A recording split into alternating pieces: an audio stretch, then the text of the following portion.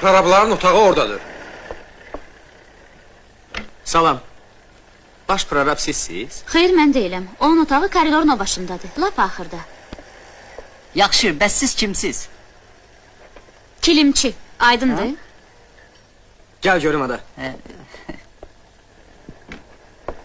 Mənə bax. Qız xeylağına elə baxmaq olmaz ha, yaxşı deyil. Necə?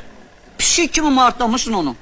O cür ki qıza baxdın ha, bax bu ölsün. Neynəsən hamısı boşa çıxacaq. Axmaq. Aa, böyük qardaşımsan da. Canın sağ olsun. Gel.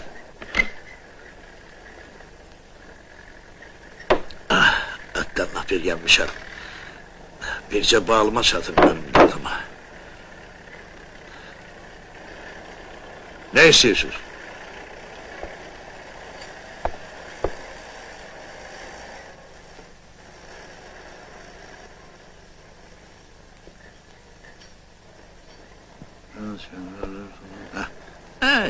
Elahik gönderirler ha, gönderirler. Bir sorsan yok deyip bunları niye göndersen, niye? Heh. Siz orada niye durmuşsunuz? Gidin işinize. Böyle geçen mühendis fərədən çok olacak. Bak senden soruşuram, niye gelmişsin ha? Niye? Belki etiyle gelmişsin ha? Qan eynə gəlib. Ha? Bu kimdir? Sen de mühendissən? Xeyr, Ha? mən 10-cu sinifi qutarmışam. Hələlik fəhləlik yemək istəyirəm. Fəhləlik, elə bana, elə. Ay, yaxşı.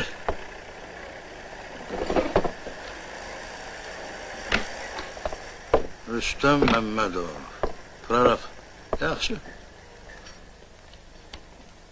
Hə, deməli belə. Adama neçə dəfə deyərlər ki, iş vaxtı içmək olmaz. Axırda qovacaqlar sizi. Cəhənnəmək, onsuz da pensiya çıxacağım. Pensiya. Pendir çörək güclə çatar sənin pensiyan. Elədir. Deməli, mənim qaydıma qalırsan. Nə yaxşı oğlansan. Ancaq mənə belə gəlir ki, bana söhbəti məndən eləyirsən. Mən burada sizin için nəyəm? Siz mənə hərifsət tapmışsınız, ha? Hərif niyə? Məlum məsələdir ki, siz burada hörmətli adamsınız. Yaxşı dahi. Zəng eləyək beton göndərsinlər, hə? Yox, lazım deyil. Buyur, tanış ol. Təzə prorabdır. 4-cü sahəni ona göstər. Qoy rəhbərlik eləsin. Rüstəm. Çox şadam, Rüfət. Böyle bir söz var, prorab. Rab yani kul, kul da kuldur. Prorab sonundan da pisdir. İndiren çetinliğe hazır olun. Biz hazırıq. Aha. Kardeşiz de. Oxşuyur. Böyle de. O da bizde işleyecek. Bəli. Laf yaxşı.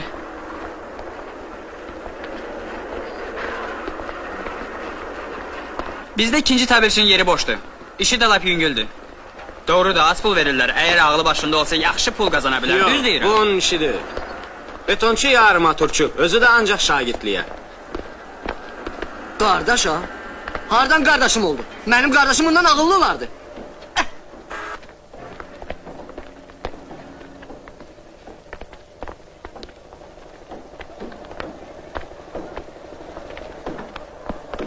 Tanış olun.